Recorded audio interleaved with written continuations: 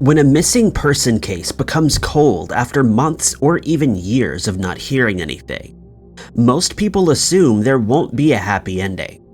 But some missing person cases can be resolved even when there seems like no hope. Number 5. When Stuart Higham called his parents asking if he could borrow luggage, they didn't think anything was unusual. He was planning to move apartments in the near future, and they thought it was just him starting to pack up. They were working, so they told him they would talk to him later. But it was the last time they would hear from him for 3 years. Stuart was a 24-year-old man from England when he disappeared in January of 2011. The holiday season had been a month of celebrating with his family and friends. Stuart's birthday was at the end of December, and the last time his parents saw him was at a meal to celebrate the day. According to them, he seemed his normal self, chatting and joking as usual. The call to ask for the bag came about a week later on January 4th. He was currently living in a flat with 2 friends who saw him that morning. He was later seen on CCTV at a video store trading in some games, and then he vanished. Stuart was reported missing after his roommates said that he didn't come home that day, and a search began. It was out of character for Stuart to just leave without telling anybody, and thankfully the case was taken seriously by police. It was only after Stuart disappeared into thin air that his parents discovered he'd been laid off from his job at a call center a few months before. He hadn't said anything about work during the birthday celebrations, and now his parents worried that he might have felt stressed and ashamed after losing his job. Strangely, police were able to discover Stuart, or at least his phone, had been in France the day after he vanished. His friends confirmed that he'd been looking at the Eurostar website shortly before the disappearance, so it seemed possible this was Stuart. Stuart was put on the International Missing Peoples Register, but there were still no sightings of him. It wasn't even certain if Stuart was still in France, or if he had traveled through Europe or even returned to the UK. On the 3-year anniversary of Stuart's disappearance, his parents made another appeal for information. His father had been working with the Missing People charity to try to find him, but this was the first time the case gained national media attention, and that seemed to do the trick. A few weeks later, police heard from a man in Germany claiming to be Stuart.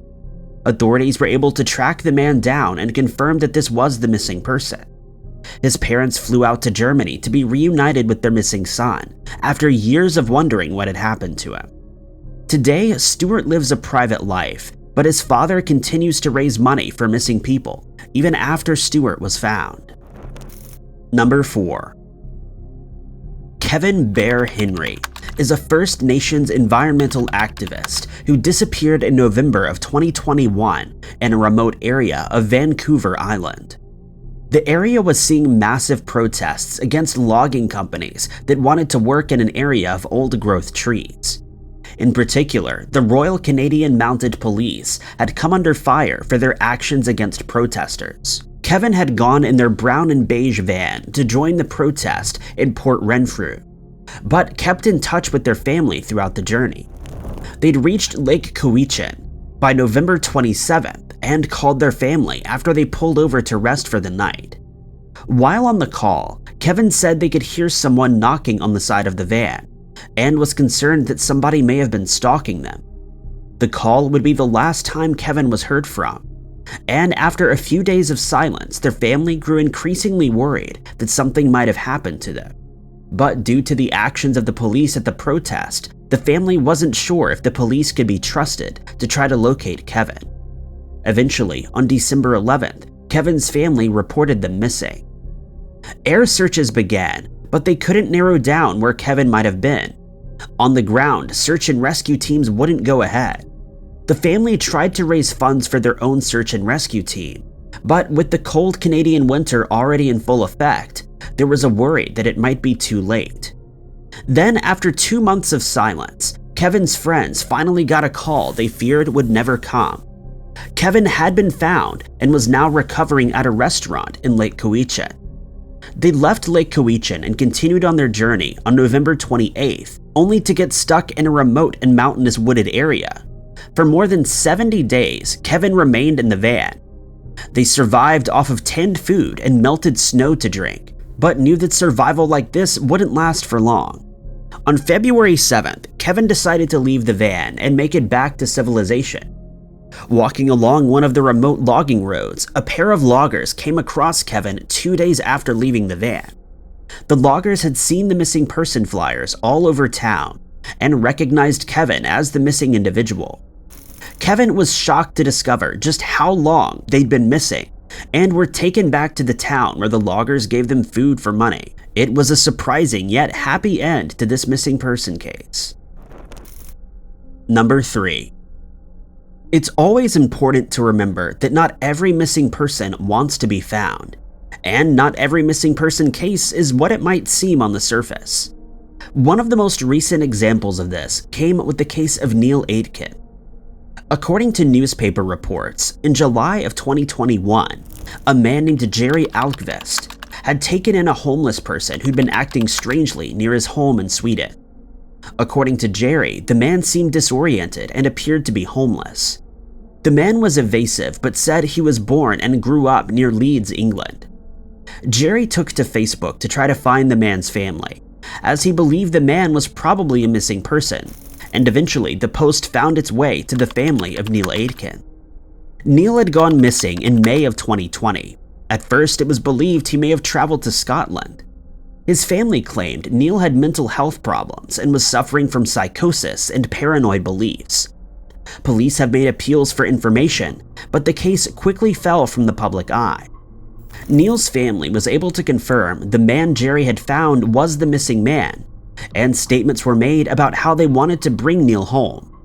Neil was taken to a hospital in Sweden, but released not long after, and Neil's family feared that he may disappear again.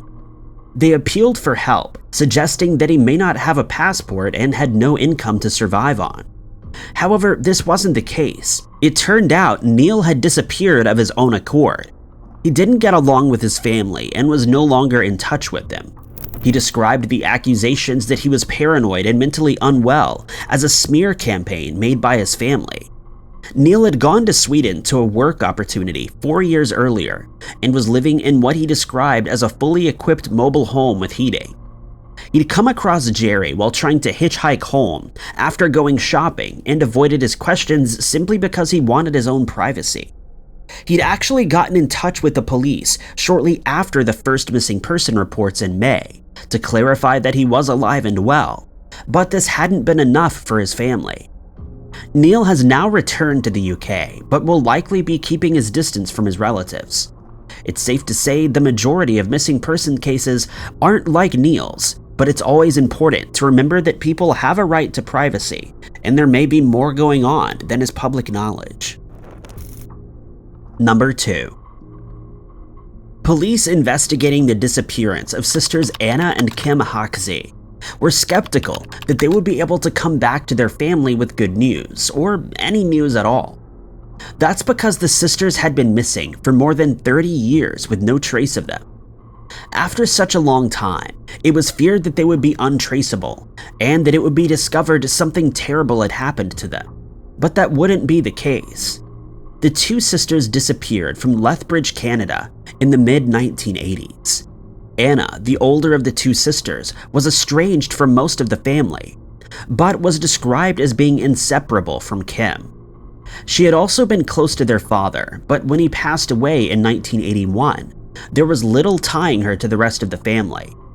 Not long after, both sisters cut all contact altogether and disappeared. The sisters were both adults, and their mother didn't report them missing. It wasn't until 2003 that they were finally reported missing. After such a long time, it was worried that there would be no way of tracing the women. It was even thought that they may have become the victims of a serial killer named Robert Pickerton, who had operated in the Vancouver area. DNA tests were conducted on his unidentified victims, but none were a match to the sisters. In 2012, a tip came through about a book written by someone using an alias one of the sisters was known to use.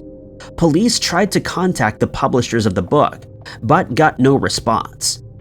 At first, it was thought the lead went nowhere, but detectives continued to investigate the name and discovered the author had published a number of books. A more recent article gave a photo of the author and an address to the United States, but officers still couldn't be sure if this was the missing woman. Even when they acquired a document where the author's next of kin was listed as her sister, they couldn't be sure. In February of 2017, police managed to get in contact with the woman they believed to be Kim. She hadn't used that name in over 30 years, but told police that she was the person they were looking for. She hadn't realized she and her sister were considered missing people. They just started their lives again and hadn't realized anybody had been missing them. Fingerprints confirmed the two people found in the US were the missing women. Their mother had passed away 4 years earlier, but their 3 brothers were relieved to discover their sisters were still alive and hoped to reconnect. Number 1. There are plenty of missing person cases where the individual involved suffered from mental health problems shortly before they vanished. Sadly, lots of these cases end up resolved relatively quickly when a body is found, while in other cases, families are left wondering for years or even decades what happened to their lost loved one. For the Philippa family from Toronto, Canada, it was hard not to fear the worst had happened after 35-year-old Anton disappeared in March of 2012. Anton was described as an individualist and had been a humanitarian worker. That role had seen him walk all over Canada.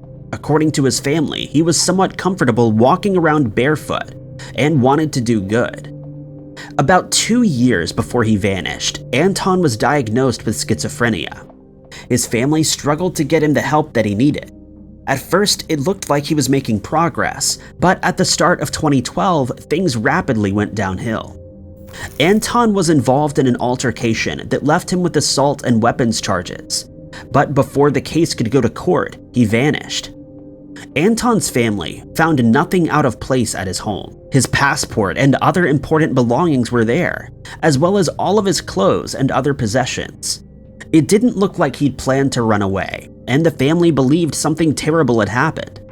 Missing person flyers were handed out and put up in the local area, but there was no sign of Anton. There wouldn't be for another 5 years. It was December of 2017 before Stefan Philippa would finally get a call saying that his brother had been located. But Anton wasn't found in Canada. He was more than 10,000 kilometers away in Brazil. A Canadian police officer had spotted a man that looked out of place walking along the side of the highway. At first, he mistook him for a beggar. He was wearing very worn clothes and had no shoes. His hair and beard were also long. But the officer got talking to the man and discovered he was from Canada, and his name was Anton. Anton was taken to a hospital where the police tried to contact his family. Before the family could be reached, he ran away again. Anton vanished in the state of Amazonas, a region known for its dangerous animals. There was fear that Anton made it all the way only to become the victim of a hungry crocodile. But thankfully, he was found again and taken to the hospital where he stayed until his family could be reached. Stefan flew down to be reunited with his brother, and the strange but true story of his disappearance came to light.